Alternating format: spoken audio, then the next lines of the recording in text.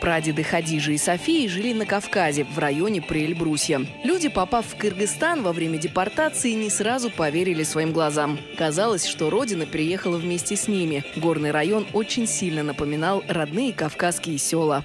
Те, которые попали в Северный Казахстан, очень много погибло их. 70%, наверное, и дети, и старики. Старики сразу же погибли. Потом те, которые попали на юг, это Ош, Джалабад, там тоже очень много погибло людей. Слишком было жарко, и все удивлялись, когда приезжали уже, когда можно было общаться. Они удивлялись, они говорят, это же второй Кавказ. Они так и назывались, Иссык-Куль, это как второй Кавказ. На берегу озера Иссык-Куль было несколько сел, где жили переселенцы из Кабардино-Балкарии. Но больше всего их было в коммуне. Сегодня это село называется Фрунзе. Вы знаете, очень хорошо почему-то приняли сельчане. И всех распределили по семьям. И вот они жили в семьях. И, что интересно, дети говорили на 3 языках. Киргизский, балкарский, русский. Они не просто говорили, они вот в совершенстве владели этими языками. В 1945-м в село приехала мужская половина балкарцев. И работа в колхозах Иссык-Куля забурлила. Поднялось сельское хозяйство, животноводство. После объявления реабилитации у балкарцев появилась возможность вернуться на Кавказ. И в этот момент к ним в село приехал лично Исхак Разаков, первый секретарь ЦК Компартии Киргизии. И он так просил, он просто умолял остаться. Ну, вы же хорошо здесь живете, вы живете даже лучше, чем местные. Почему вы туда уезжаете? Вы подняли совхозы наши, колхозы. Пожалуйста, оставайтесь.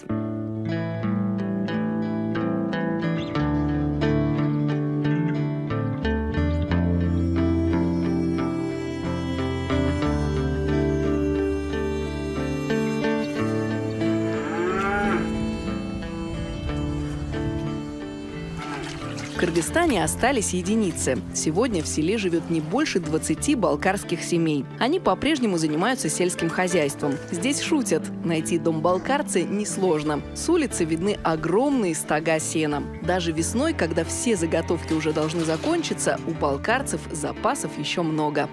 Вот у меня теленок там один есть. И коровы еще. Так, еще 2 коровы на очереди. Был котел. Тахир Ака – прирожденный фермер. Ухаживает за домашним хозяйством, работать в огороде и на поле в 10 гектаров – для него дело привычное. Мы тюкуем, на грузовике сваживаем сюда. С ноября месяца начинаем дробить вот этой дробилкой. Весной дел не в проворот. Посевная в полях и на огороде. А еще нужно продать телят, чтобы на вырученные деньги продолжить стройку гостевого дома для внуков. Они живут в столице Кыргызстана, Бишкеке. Приезжают к дедушке летом на каникулы. Я привык здесь, а потом уже климат сменишь. Здесь высоко. Видите, мы как загорели, вон руки все как бронзовые. Поэтому я туда не хочу. Не то, что боязно ехать. Я привык здесь к этому воздуху, к этой воде. Вот тут озеро, там горы. Все, вот здесь вот мы живем. Фатима – соседка Тахира, по профессии повар. Больше 15 лет готовила обеды для отдыхающих в пансионатах. Говорит, никогда не забывает о своей исторической родине. Когда встречает гостей дома, на столе исключительно национальные блюда. Например, сегодня джерме – рулетики из внутренности барана. Режут барана, чтобы это сделать джерме. Так, берут желудок, это все, конечно, промывают. Берут внутренний жир, добавляют, вот желудок разрезают на несколько частей. Это получается рулетики. Родители Фатимы однажды пытались вернуться на историческую землю. Инициатором был отец. Ностальгия на него нахлынула, и он говорит, надо на Кавказ переезжать. Переехали на Кавказ. Но родители почему-то не смогли адаптироваться там.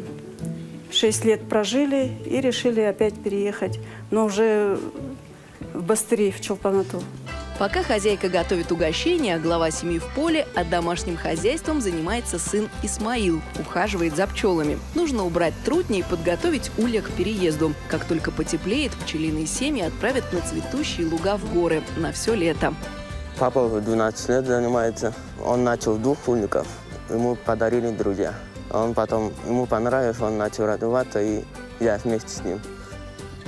Сегодня уже 60 ульев. Пчелы приносят за сезон до тонны меда. Красиво упаковав полезное лакомство в баночки, мед отвозят на ярмарки в столицу.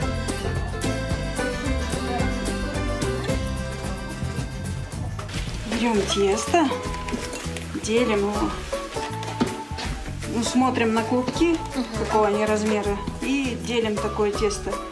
А еще они все дружат семьями, любят ходить в гости друг к другу и вместе готовить. Пока Фатима показывала нам, как делать джерме и хышины, ее родственница и подруга Любовь Дабаковна заквасила ведро молока и сделала брынзу, тоже по-балкарски.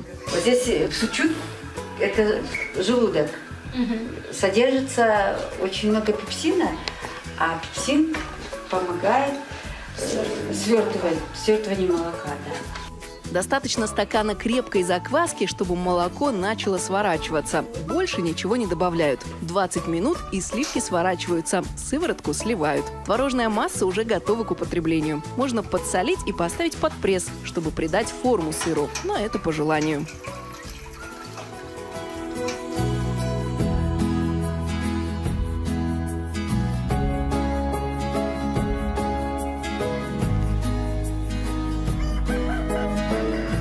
В селе Фрунзе есть небольшая сельская школа. В ней Любовь Дабаковна проработала почти 40 лет.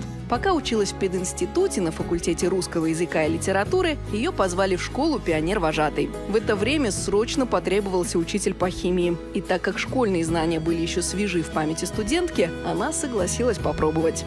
Потом у нас уехала опять учительница немецкого языка.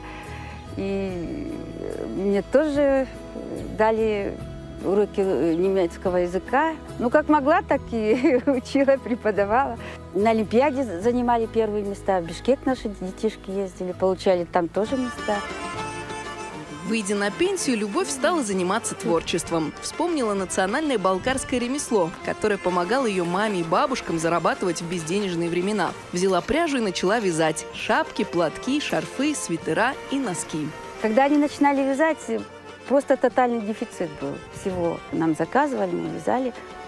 А потом как-то все, вот 90-е годы, и все как-то, видимо, уже не было такой потребности, не покупали. И все прекратилось. Вот как-то резко прекратилось. Ее вязаные изделия долго не залеживаются. В село часто заезжают туристы, которым нравятся теплые сувениры. Удивительно, но балкарцы нигде не рекламировали свой поселок. Просто однажды к ним случайно попали путешественники, которым понравился живописный уголок с гостеприимными и трудолюбивыми людьми. Туристы поделились контактами села в интернете, и гости со всего мира стали приезжать в балкарское село в Кыргызстане, которое почти век назад стало родным для сотен семей из Кабардино-Балкарии.